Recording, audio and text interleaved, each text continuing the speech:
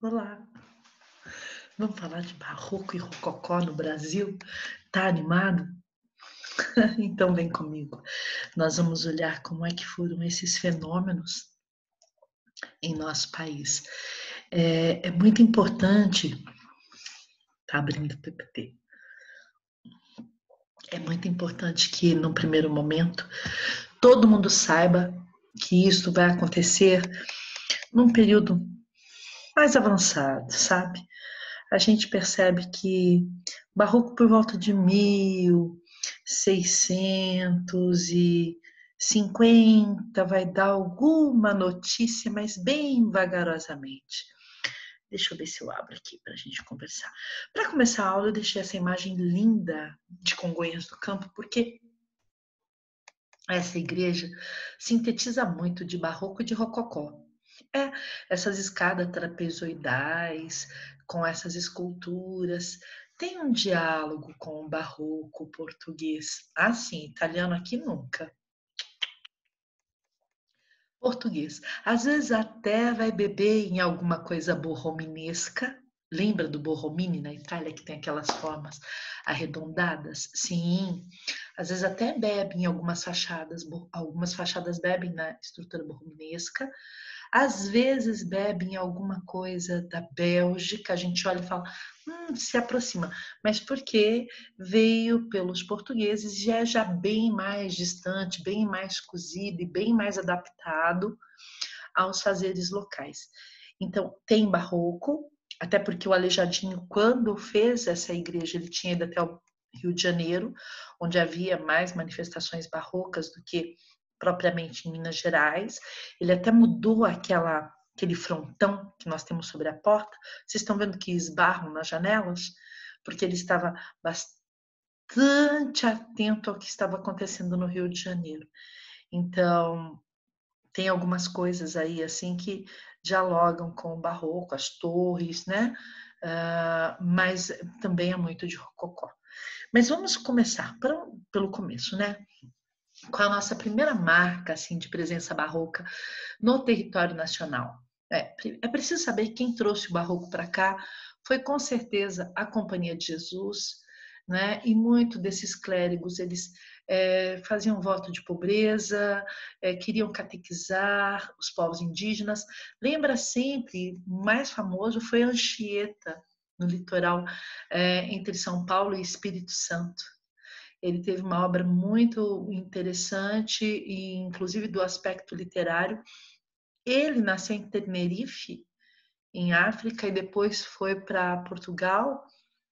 O pai dele era europeu e a mãe era índia.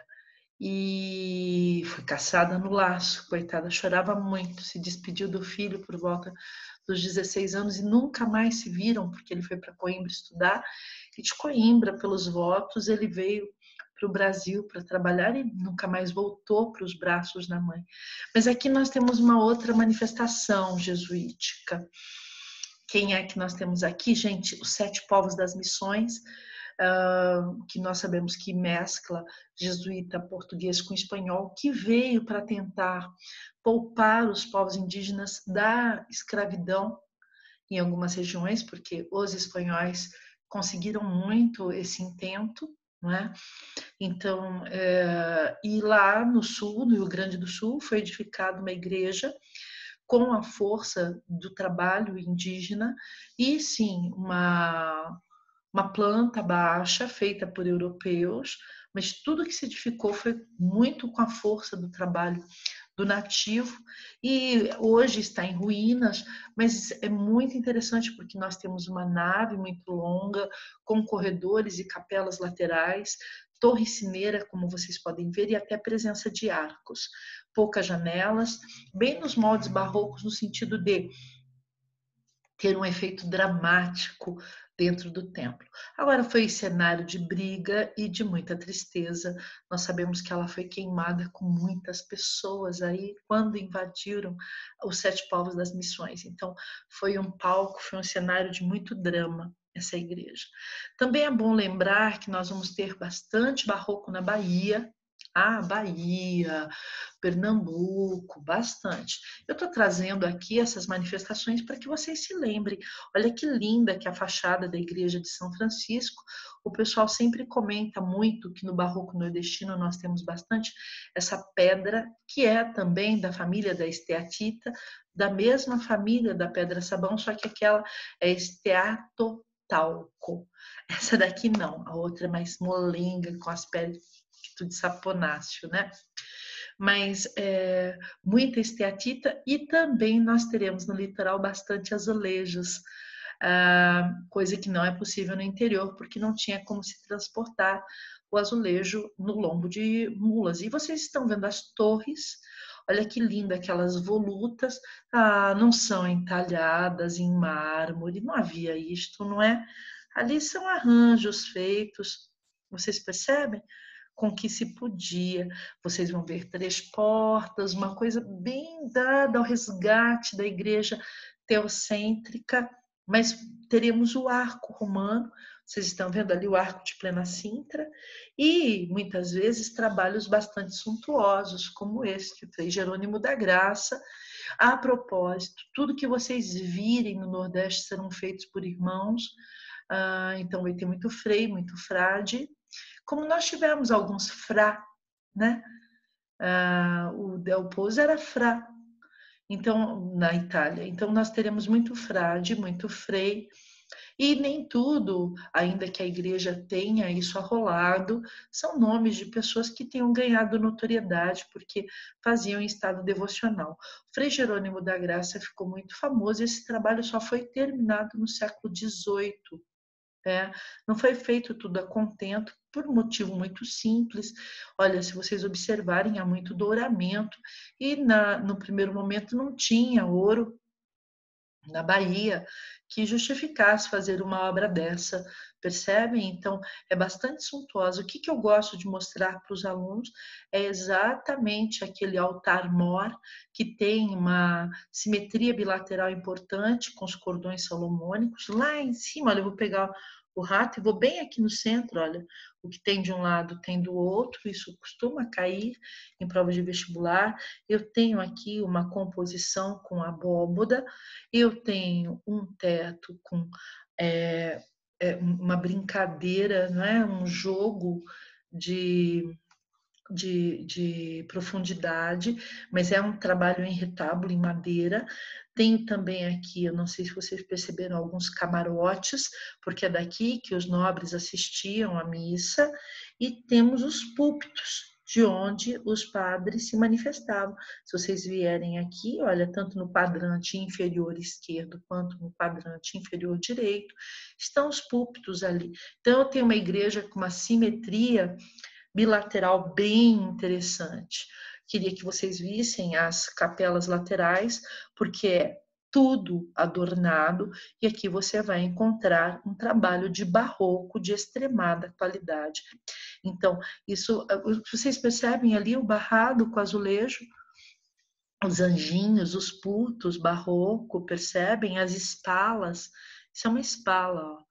Olha outra, né? E depois essa madeira ebúrnea, escura, que caracteriza muito algumas igrejas baianas, as que não tiveram condições de fazer o douramento, ficam muito com essa madeira trabalhada com extrato de nogueira, para ficar bem escura.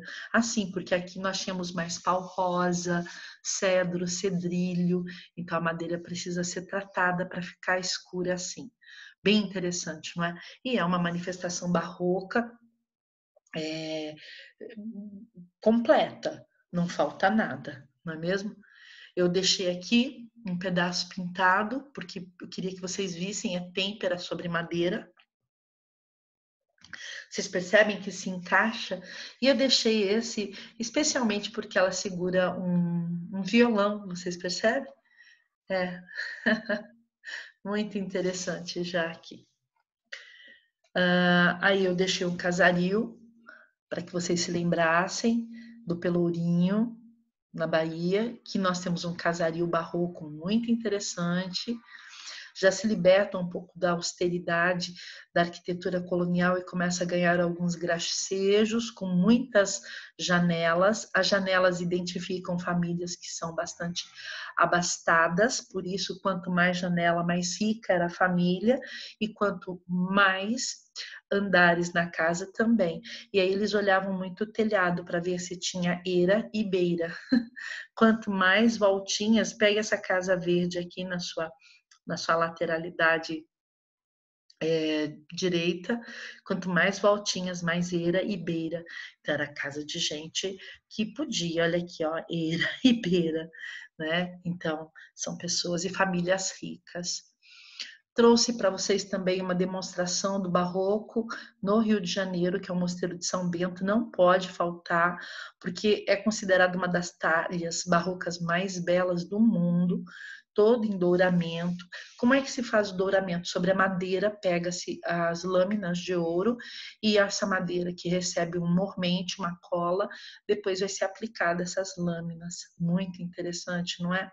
Vocês percebem quantos rocais, guirlandinhas, palmas e a própria balaustrada que nós temos lá em cima nos camarotes é muito bonito. Camarote mesmo, assistia-se à missa lá de cima quem tivesse fidalguia. Também temos aqui embaixo um púlpito bem interessante. Às vezes, dependendo da igreja, esse púlpito tem um Atlante, que é um resquício assim da mitologia, é Atlas que segura o mundo nas costas, bem bonito segurando o púlpito. Isso vai de igreja para igreja. Em Minas Gerais nós vamos ter o barroco e o rococó. As duas coisas comungam. Por exemplo, você vai ter uma igreja incrível barroco, que é a Nossa Senhora do Pilar, em Ouro Preto, mas nem todas vão ser barroco. Como o Ouro Preto tem 30 igrejas, só Ouro Preto, Mariana deve ter mais umas 15. Eu escolhi algumas, tem Sabará, Congonhas, muita localidade, né? Tiradentes, São João del Rei, né? São muitas cidades, Ouro Branco, Ouro Preto era a antiga Vila Rica. Como tem muita localidade ali, eu tive que pensar algumas que eu achava curioso que vocês conhecessem e levassem com vocês, sabe? Então, a manifestação barroca, eu acho que Nossa Senhora do Pilar é o grande exemplo. E outra coisa que as pessoas me perguntam muito, porque todo mundo sabe que o ciclo do ouro veio com Antônio Dias indo para Ouro Preto e descobrindo o ouro de aluvião e depois as minas de ouro. E nós sabemos que naquela altura a Marquês de Pombal teve um afastamento da igreja para quase tudo que a coroa portuguesa realizava. Então, como é que se construiu tantas igrejas? Havia muitas irmandades. O fato de eles não quererem pagar o dízimo sobre aquilo que recolhiam do ouro, e vocês sabem que até as marcas mesmo para essa extração aurífera veio um pouco tarde, né? E teve tanta gente levando ouro dentro do santo. A arte serviu muito para um transporte ilícito de ouro. O que você faz no Brasil? Faz santo. Mal sabem que eram santinhos do pau oco, não é? Então, há muitos lá ainda, há muitos para se conhecer, são bem interessantes. Eu já vi, inclusive, por dentro, dá para levar um bom peso em ouro. Então, o que acontece é que eles fundavam ordem. Então, se você tem a ordem primeira, que é vicentina, beneditina, você vai ter a ordem segunda, a ordem terceira. Lá, muita ordem terceira, que é quando são esses irmãos leigos. E aí, eles só chamam o padre para realizar os sacramentos. O resto tudo é realizado por eles. A igreja também não foi de modos, veio direto para Mariana, que fica a 13 quilômetros de Ouro Preto, e fundou a primeira cúria metropolitana do Brasil, para poder ter uma extensão, a hipótese de um olhar sobre tudo isso, sabe? Então, foi assim que se deu. E uma das grandes curiosidades de as igrejas serem construídas por essas ordens é que o lugar que um homem sentava, quando ele morria, era o filho dele que se sentava. E imediatamente o corpo dele ia para o cemitério, que ficava atrás da igreja. Então, assim, é muito interessante. A primeira igreja, anotação que eu quero fazer com vocês é com relação à arquitetura, porque Ouro Preto foi o primeiro sítio brasileiro a ser considerado um patrimônio mundial da Unesco. Para vocês terem uma noção, que coisa linda, e foi em 1980. De 80 para cá, eles aprimoraram muito a recepção turística para que a gente possa contemplar tudo isso. Também acho interessante vocês pensarem que levaram registrado 800 toneladas de ouro para Portugal. Gente, 800 toneladas. Vocês têm noção de quanto é? Olha o preço do grama do ouro hoje e percebam o quanto que levou dali. Tem a estrada ainda, a estrada imperial de Ouro Preto até o Rio de Janeiro. Normalmente é pelo Porto de Paraty, que ficou uma cidade barroca também muito graciosa no litoral, onde tem a feira literária, a Flip. Então, assim, chegou a ser uma cidade muito populosa. Em menos de ano vieram mais de 7.000 pessoas para Ouro Preto. Aquilo lotou de gente. Dizem que no final das contas chegou a ser a cidade mais populosa, com 40.000 pessoas na altura, porque todo mundo queria viver desse ouro. E é claro que onde tem esse ouro vai ter muito escravo, prostituição. Tem um convento que ficou conhecido lá como Convento dos Loucos, porque iam internando todo mundo que ensandecia nessa corrida pelo ouro. Era uma coisa sofrível, sabe? Mas antes de mostrar Ouro Preto, eu escolhi uma igreja em São João del Rei. Ela é muito bonita, a igreja de São Francisco de Assis. Queria que vocês vissem essas torres arredondadas. É uma técnica usada em Minas Gerais e que lembra muito os mirantes de fortes, uma arquitetura militar. Já aquele círculo que nós temos no frontão é algo que nós consideramos borrominesco.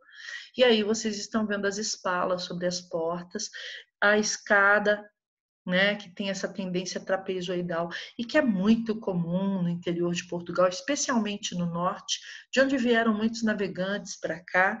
Agora vejam por dentro. Lembra barroco? Lembra, mas lembra muito mais o rococó francês, não lembra? Por quê? A presença dessa cor clara, vocês encontram aqui essa lacuna que a cor clara deixa, vocês percebem? É uma igreja, foi restaurada. É uma igreja que tem muito mais de rococó que de barroco. E aí eles falam, será que não tem uma influência do que foi feito fora de França e da Itália, ali na Bavária, né? Percebe que lindo? E olha só os cordões salomônicos que Bernini usou no baldaquino. Aqui, ó, a coluna, esse cordão salomônico, ó, muito interessante. Não é muito interessante? Saiba que nessa época a prata ela era mais valorizada do que o ouro aqui. Então, às vezes, eles trocavam lustre de 150 quilos de prata por 300 quilos de ouro. Essa é de Ouro Preto. E agora que vocês estão preparados com aquela, é mais fácil falar que uma igreja como essa vai ter presença de rococó. É a São Francisco. Ela é uma caixinha de joias. Gente, que igreja! Quer ver? Olha, que linda. Tem uma sombra porque foi tirado de um site. Não é linda? Olha a nave dela, como é longa, a casa paroquial lá no fundo, depois vem o cemitério. Do outro lado lá. Aqui é o cemitério. Como é que eu sei? Não sei quantas vezes passei aqui, né, gente? A professora fez faculdade aqui, fez história, fez letras, tradução, e eu trabalhava de final de semana como guia turístico. Então, quantas vezes eu estive aqui dentro? Muitas, meus filhos, muitas. Tem inclusive uma peça aí barroca bem bacana de São Francisco com o Cristo, numa encenação de beijo. Aqui é o Morro da Forca, olha. Aqui foi enforcado muita gente nesse Morro da Forca. Sobe-se aqui nessa lateral, lá fica a escola de farmácia. O Morro da Forca, quando alguém morria, era nesse morro aqui, nessa chapa. Vamos dar uma olhada como é por dentro? Olha, vocês percebem? O teto é maravilhoso, gente, não é? É o mestre Ataíde, que a gente vai ver que é de Mariana. Mas eu queria que vocês vissem quanta informação branca que tem na igreja. E é por isso que se fala que há a presença do rococó no Brasil. Agora, eu conheci padres de muitos anos da igreja que rezavam missa em latim aí dentro. Isso nos idos de 1986, 87. E eles diziam que não era rococó só, que foi a derrama. A derrama é que não deixou ornamentar ainda mais. Então, eles subiram com a ornamentação aos poucos, no que era possível, e deixaram a glamorização por conta da pintura, porque ela é realmente majestosa, né? Linda, mas que eles foram aos poucos por conta da falta de recursos, que essa igreja já foi construída no período da derrama. Essa aqui é um sonho em Sabará. E vai, de alguma maneira, ter elementos do barroco, mas vocês vão ver que original. Quer ver? Nossa Senhora do Ó por dentro que escura. É bem barrocada, né? Só que agora vocês vão ver algo que é um susto. Vocês estão vendo essa madeira contornada? Aproximando. Chinoiserie ou chinesice. Vocês estão vendo a chinesice? Como no barroco? Não, como no rococó francês. Lembra que eu mostrei móveis com coisas da China assim? Isso é chinoiserie.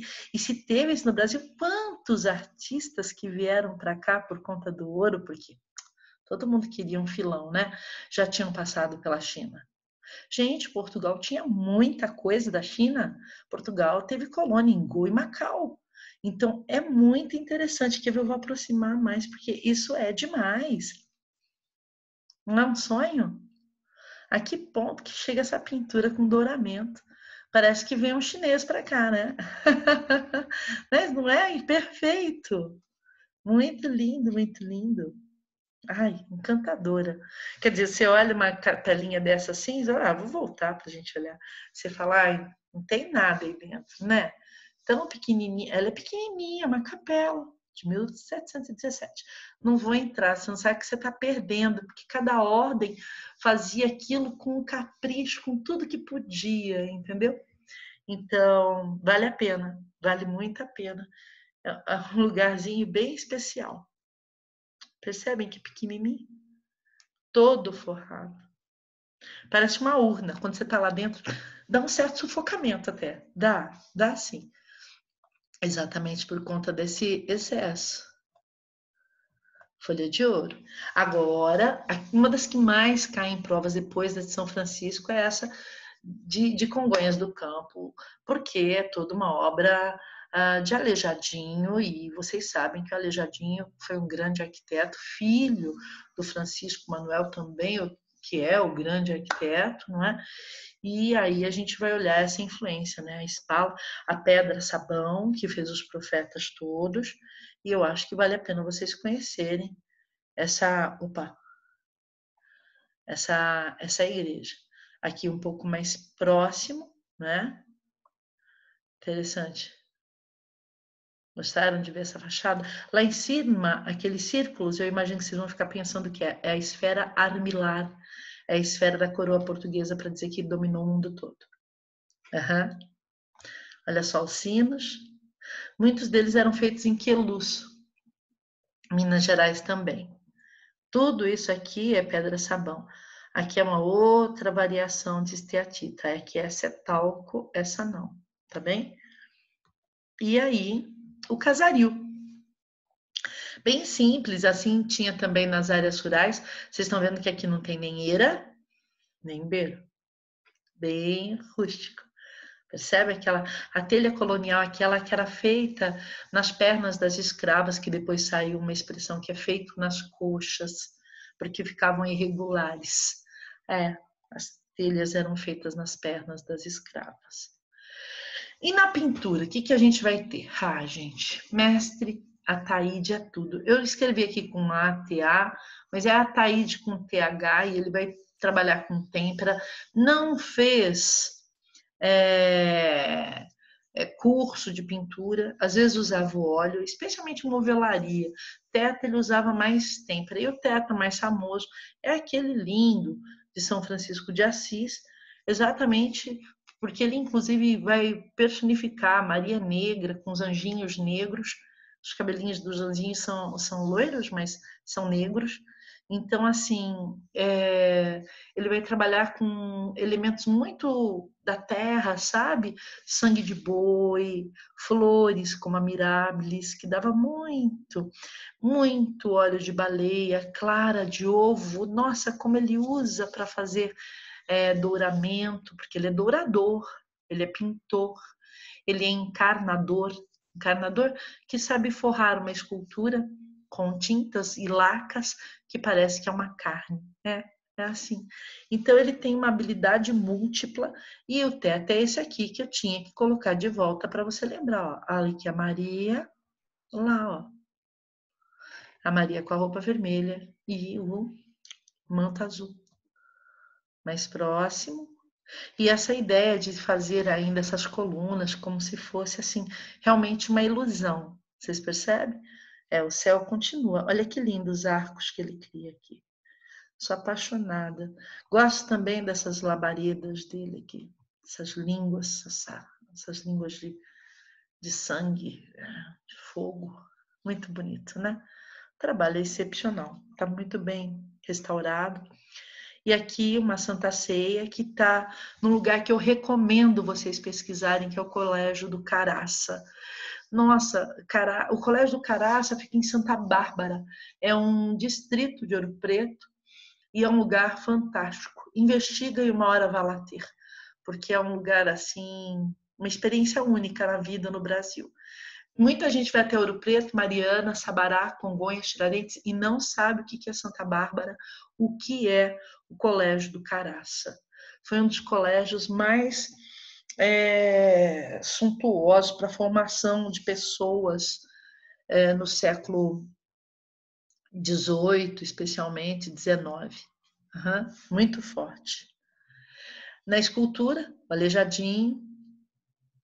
É bom saber que nós tivemos aqui grandes artistas pretos que não podem ser esquecidos. Né? Ele era filho de um português com uma escrava, sofreu muito provavelmente de hanseníase, porque os membros foram comprometidos, percebe? E aqui algumas características do trabalho dele. Primeiro são os olhos muito amendoados. Alguns dizem que tem essa influência da China. Se vocês virem isso em prova, pode considerar. Não espantem, porque teve muito artista que foi para Macau e para Goa, como eu tinha lhes dito. A barba vai ser cacheada e dividida em duas partes. Alguns costumam falar que é uma visão maniqueísta de mundo, bem e mal, tá bem? A sobrancelha dele vai ter sempre aquele V para descer para a fossa nasal. O bigode vai sair exatamente das narinas e é bem delineado. E as roupas terão dobras geométricas. Fácil de identificar, não é? Deixei aqui para vocês olharem quantas vezes forem necessárias. Porque vocês olham, leem e vai estar ao pé. Você vai identificar. Voltei lá para mostrar algumas esculturas em pedra. Olha, aquela hora a gente estava olhando a fachada. E aqui são todos os profetas, Amós, Abdias, Jonas, Baruque, Isaías, Daniel, Jeremias, Oséias, todos, Ezequiel, todos eles para vocês contemplarem. Sabia que esses profetas, acho que o Daniel já estampou a nota da nossa moeda? Uhum. E aqui um pouquinho sobre a pedra sabão, porque quem nunca viu acha estranho. Ela às vezes é meio esverdeada, às vezes ela é meio acinzentada, às vezes ela é meio azulada, e às vezes tem aqueles veios ligeiramente alaranjados, porque está perto de ferro, então tem uma certa oxidação. Não é bom trabalhar com aquele lado mais alaranjado, eles preferem essas partes mais acinzentadas, sabe? Quebra muito fácil. Muito difícil trabalhar com ela, porque a ideia de que ela é mole e é mais fácil quebrar, mais fácil talhar, quando quebra, era uma vez só. Ele também trabalhava com madeira, olha. Essa última ceia é maravilhosa. Eu estive perto dela já algumas vezes e foi uma alegria estar perto dela. Algumas vezes. Ao pé, do lado. de cada uma dessas peças, porque eu fui monitora de arte da Universidade Federal de Ouro Preto, então, fazendo FAOP, então tinha chance de ter acesso a tudo isso, foi muito gratificante para mim. E, para fechar, o mestre Valentim, que é também mineiro do Cerro, só que vai estudar em Portugal e depois, quando volta, fica no Rio de Janeiro. Tem muita coisa interessante dele, inclusive em São Paulo, no MAS, no Museu de Arte Sacra, tem peça do mestre Valentim, no Museu Afro Brasileiro, ali no Ibirapuera, tem peça dele. Ele é um grande entalhador. E eu trouxe algumas peças para que vocês pudessem observar. Só que a peça dele já é um pouco mais europeizada.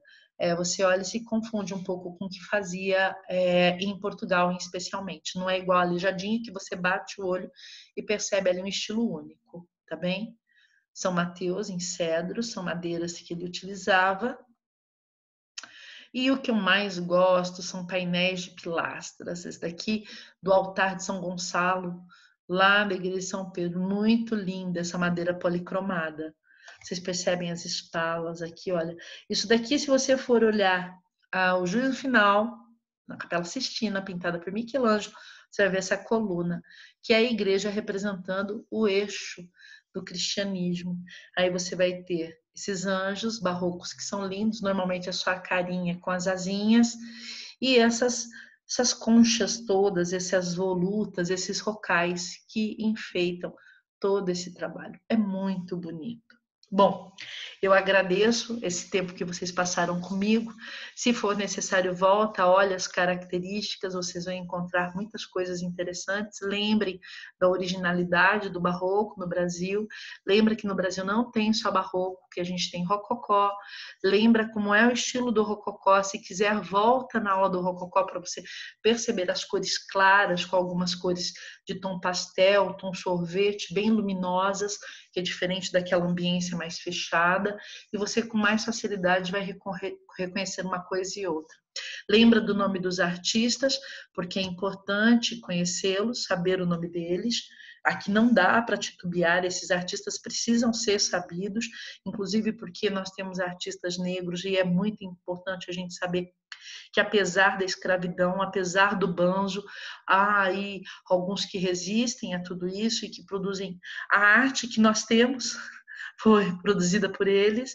Então, assim, vai lá, observa, estuda. Eu acho que isso tudo é muito importante para vocês e que pode ajudar efetivamente numa prova de vestibular. Um beijo.